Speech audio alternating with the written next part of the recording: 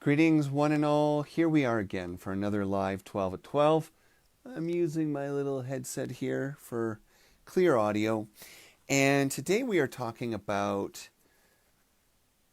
a critical topic when it comes to healing relationships of all kinds.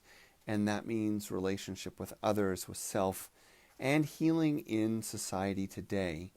It's very much a core issue at the heart of the COVID crisis and how we are seeing division in how it's being managed. And it's also a critical central issue in how we understand the Black Lives Matter movement and the desire, the evolution, the fight for racial justice and justice of all kinds in the United States and the world. I was somewhat amused, somewhat inspired, and somewhat disturbed by this little prayer that I found. And it's attributed to an unknown scholar, but was written, was found in writings from what is believed to be about 2,000 years ago. So if you want to take a deep breath, get yourself settled for where we're headed. Close your eyes. Release whatever is holding you back or holding you down. Allow yourself just to come quietly into the moment.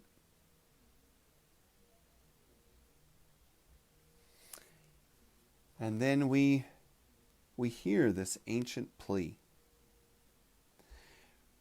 From the cowardice that shrinks from new truth, from the laziness that is content with half-truths, from the arrogance that thinks it knows all truth, O God of truth, deliver us. And I read that and I thought, wow, have we really been held back by ourselves this long? And of course we have. I mean, it's human nature. We know that we are biologically driven by fear towards self-preservation. We know that the brainstem, the limbic region, is designed for hundreds of thousands of years now, has evolved to find out what's wrong, to uncover what's unsafe, to be suspicious, and to see things through a self-preserving lens. But we have evolved as a species, although many days it doesn't seem like it at all. And rather than releasing that ancient mechanism, which I don't think is going to happen easily, the desire for self-preservation, the real power before us is to evolve what self-preservation means. Where does self end? Is it you, your job, your family, what you have, your community, your culture, your skin color, your country, your species, your planet? How do you define yourself? And that will answer, in many ways, what self-preservation means. And I have to believe in my heart that we have steadily, although slowly, painfully slowly, been growing as a human community for thousands of years towards inclusivity, towards equality, towards collaboration, and towards the expansion and redefinition of the self. That ultimately one day self-preservation will mean preservation of my friends, my family, and those I've never met before.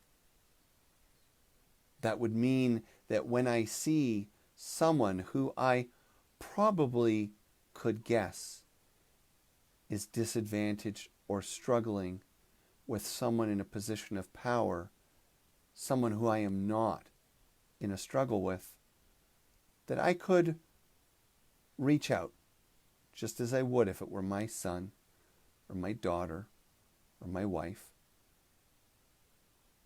Lend a hand, show support, and not sit by and watch or hope that things will get better or imagine that probably their experience isn't going to be very different than mine.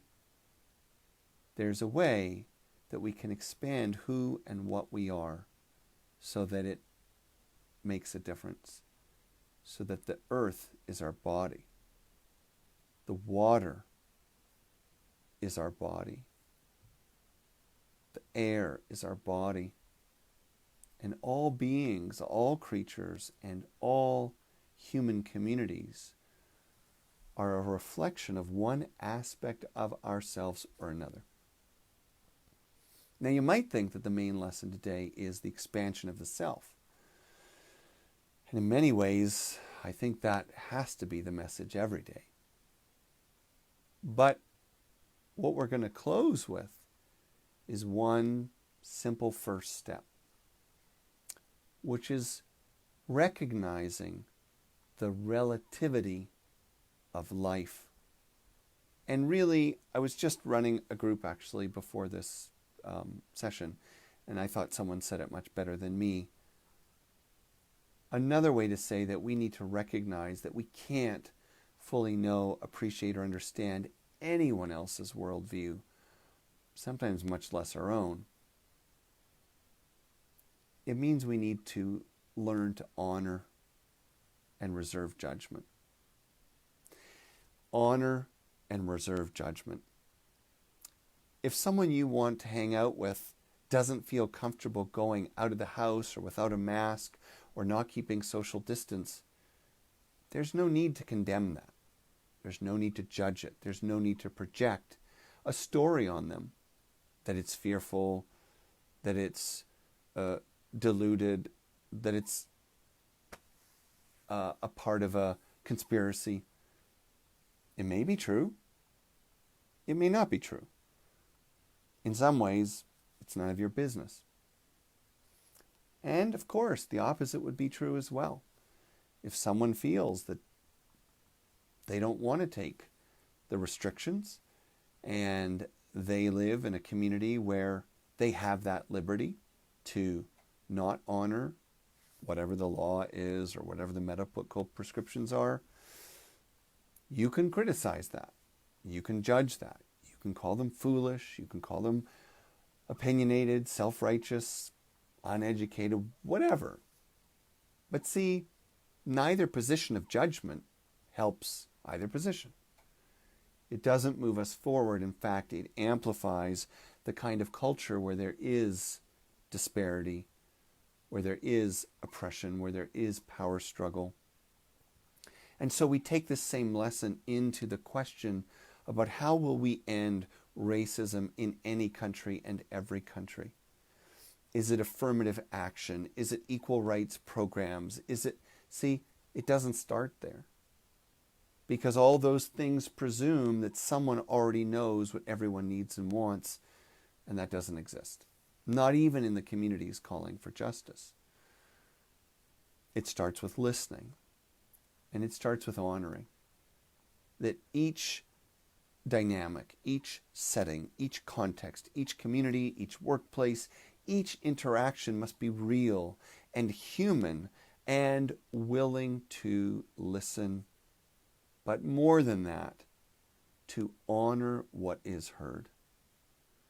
And if there is someone who is on the street yelling day after day with rage at the government, and you think that's counterproductive, and you think that's just hate mongering, and you think it's more of the same problem, I don't know how that opinion or judgment is helping.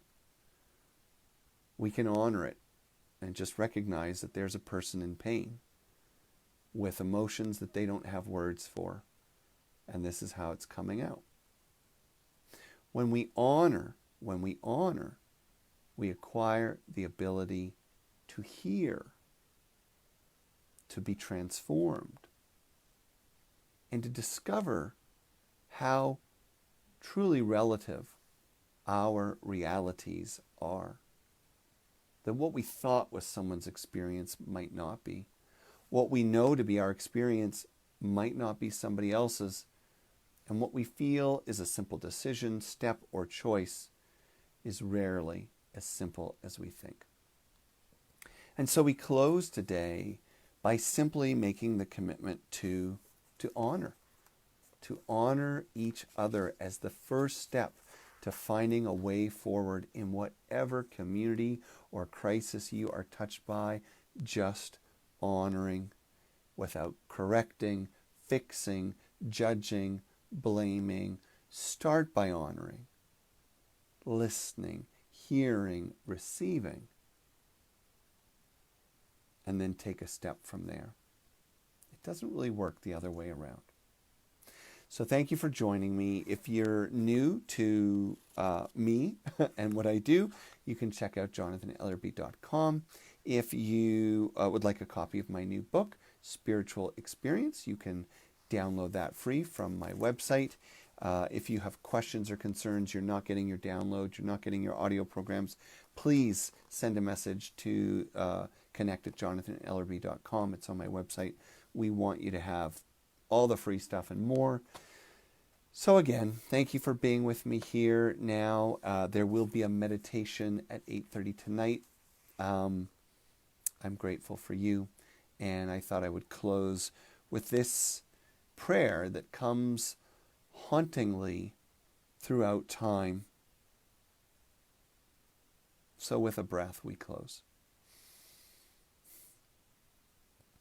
From the cowardice that shrinks from new truths, from the laziness that is content with half-truths, from the arrogance that thinks it knows all truths, O God of truth, deliver us.